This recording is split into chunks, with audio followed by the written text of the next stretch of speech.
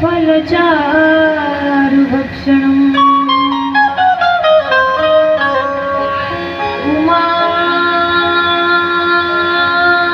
उमासुतं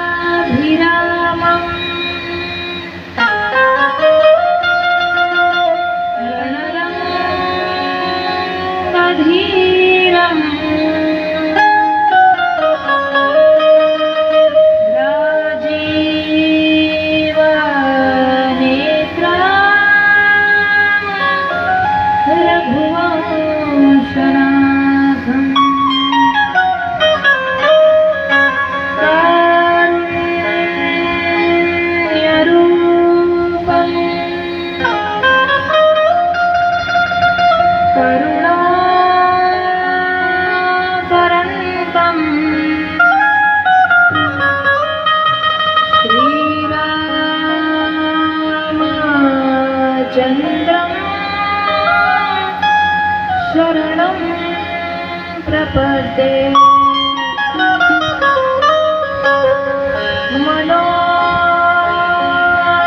मनोज्वं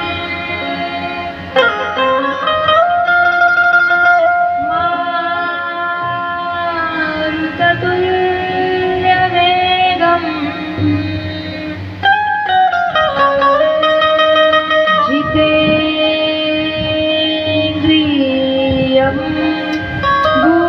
बुद्धिमतां वरिष्ठम्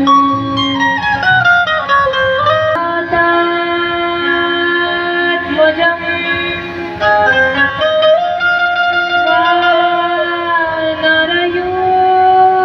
वानरयूथमुख्यम्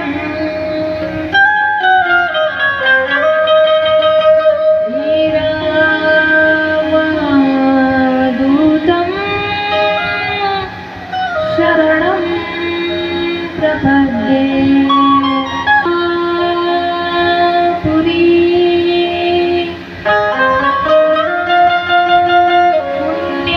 पुण्यभूमि पवित्र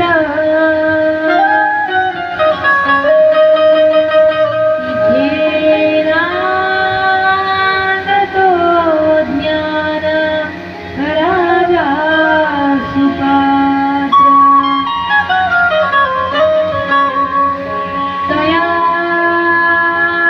दयार्थविता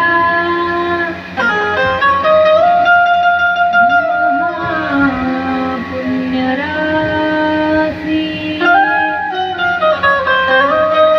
नमस्कार माझा श्री गुरु ज्ञानेश्वराचे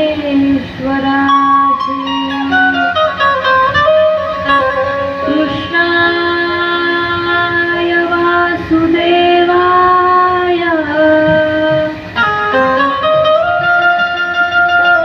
हरये परमात्मने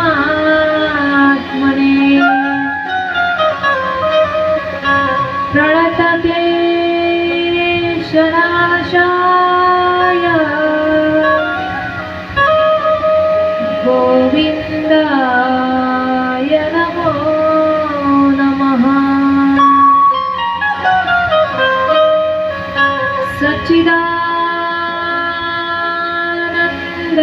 सच्चिदानन्दरूपाय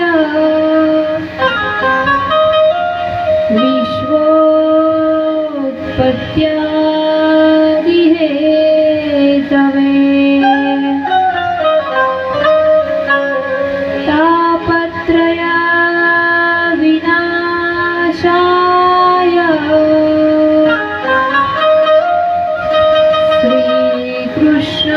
श्रीकृष्णाय वयं नमः।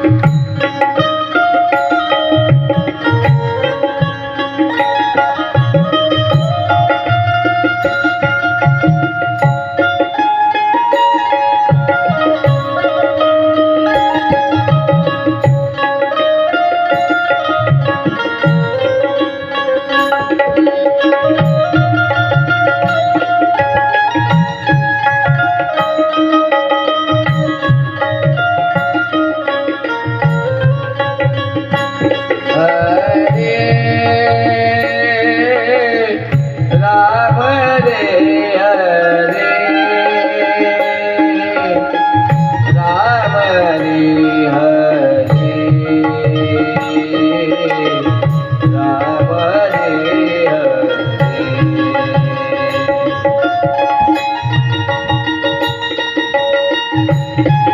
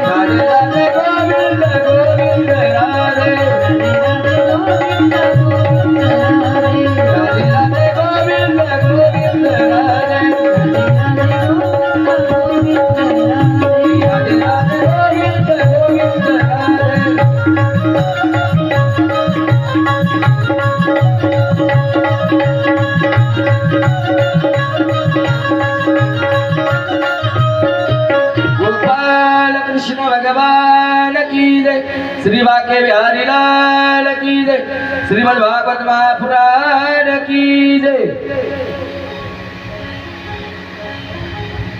चराचर सृष्टीमध्ये वास करणारा आणि सर्व व्याप्त असलेला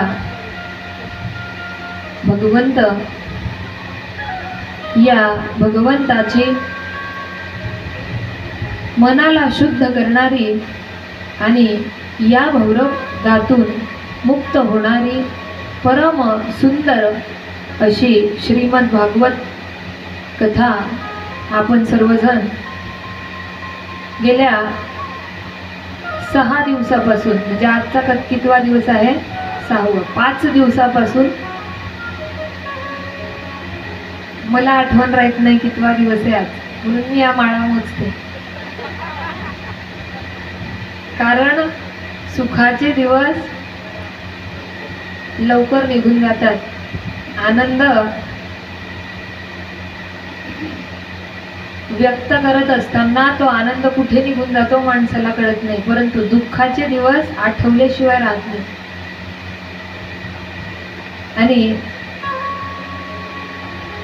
हे 7 दिवस अगदी भरकन निघून जातात, परंतु आयोजन करणाऱ्याला माहिती किती दिवसापासून त्या गोष्टी सर्व जमवाव्या लागतात, सर्व काही सेटलमेंट जमवावी लागते. हे भेटतं की नाही, ते मिळतं की नाही, याचे संच जुळतो की नाही. आणि या भगवंताची कथा जशी गोड आहे, जशी सुंदर आहे, जसा भगवंत मंगलमय आहे, तशी भगवंताची कथा मनाला प्रसन्नता देणारी आणि जीवाचं कल्याण करणारी आहे. तेव्हा गेल्या 5 दिवसापासून आपण त्या भगवंताचं चरित्र, त्या भगवंताचे गुणगान आपल्या आतमध्ये ठसवण्याचा प्रयत्न करतोय. आज अतिशय महत्त्वाचा दिवस आहे. जून महिना जर म्हटला तर वर्षाचा अगदी मधोमधला महिना आहे. 6 महिने इकडचा आणि 6 महिने इकडचा मधला महिना. सार्वजनिक वाढदिवस आहे आज. बहुतेक लोकांचे वाढदिवस आहेत. पूर्वी कसं होतं, अशिक्षित लोक होते, त्यांना जन्मतारीख त्यांच्या लक्षात राहत नव्हती.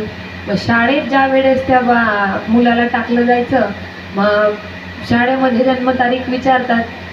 शाळेत मध्ये विचारल्यानंतर आई वडीलच शिकलेले नव्हते, काय सांगता येतं.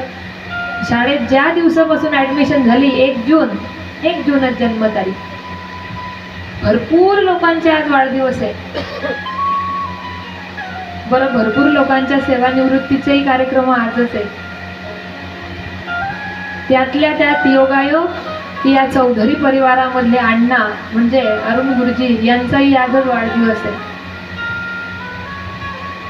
ज्याच्या निमित्ताने हे सप्ताहाचं दिव्य आयोजन आहे, त्यांचे सुपुत्र निशिकांत दादा यांची मनोमन इच्छा होती की बघा, सेवानिवृत्ती असो किंवा वाढदिवस असो, अमृत महोत्सव असो, 100वी असो, कुठलाही कार्यक्रम असो, लोक आता पार्ट्या देतात, लोक पंगत देतात, कोणी काही करतं, परंतु त्यांच्या मनामधला विचार ऐकून आमच्या आसोव्यामध्ये चर्चा चालू आहे. म्हणे काय डोकं लढवलंय, वडिलांच्या 75वी निमित्त सप्ताहाचं आयोजन. हे अशी बुद्धी येण्यासाठी आपल्या मागच्या जन्माचं संचित लागतं. काही आपलं चांगलं केलेले कर्म उदयास येतं, ते पुण्याचा संचय होतो आणि मग अशी बुद्धी आपल्याला सुचते. नाही तर असंच भगवंत कुणाच्या घरी यायला रिकामा नाही. एवढं आयोजन, आपल्या घरी जर साधी सत्यनारायणाची पूजा असली तर आपण किती खटाटोप करतो, हे जमा करू, ते जमा करू, शेजारच्या 4-5 बायकांना हलवून टाकतो. छोटीशी सत्यनारायणाची पूजा, पण अरे बापरे, मला सांगा 1-2 तासाच्या सत्यनारायणासाठी आपण एवढं हे करतो, तर 7 दिवसाच्या कथेसाठी किती कष्ट करावे लागत असतील, विचार करा बरं. सर्व गोष्टींची जमवाजमव, सर्व काही व्यवस्थित, जोपर्यंत सप्ताह निर्विघ्नपणे पार पडत नाही तोपर्यंत अजून मनामध्ये धाकधुकच असते. त्यातल्या त्यात अजून परमेश्वराची कृपा पाहिजे. त्या दादाला अजून असं टेन्शन होतं की हे दिवस हवेचे, हे दिवस अति उन्हाळ्याचे, मग ताई लोकांना गरम हिंका, देवाने जर अजून मध्येच पाऊस पडला तर, देवाचं वातावरण जर बदललं तर शंका येतात. एक जोपर्यंत आपल्या घरचा कार्यक्रम निर्विघ्नपणे पार पडत नाही तोपर्यंत माणसाला टेन्शनच असतं.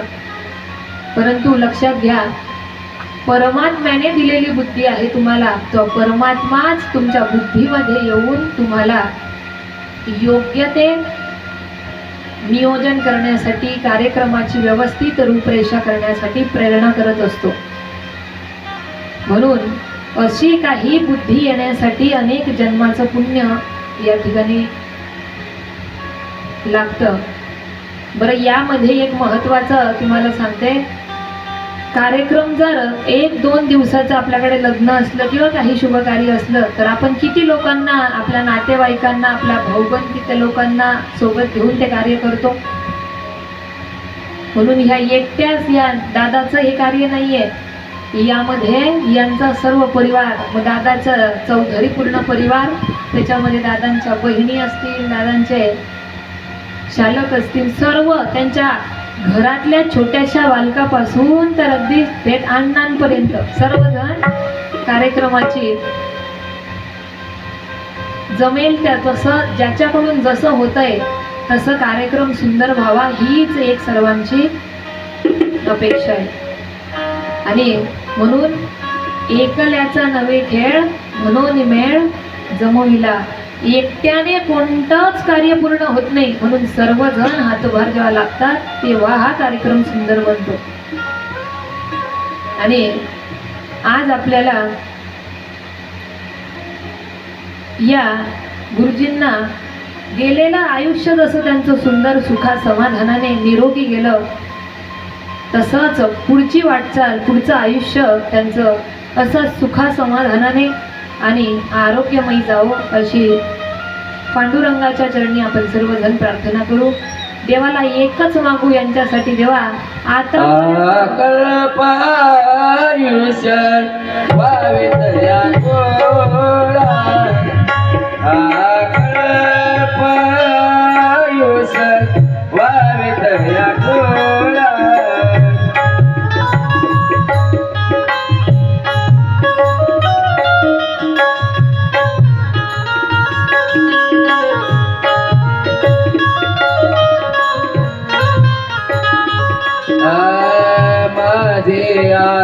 सकळा हरीचा दासा, माझे या सकळा हरीचा दासा, कल्प आयुष्य वावेत या कुळा,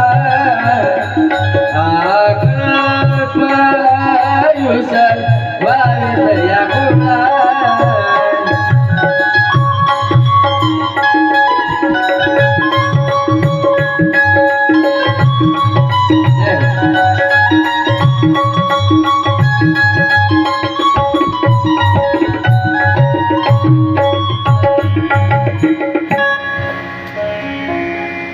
यांच्या पुढच्या आयुष्यासाठी आपल्याला एकच भगवंताकडे विनंती करायची आहे की हे देवा, तू जसा सर्व सर्वेश्वर आहे, तू जसा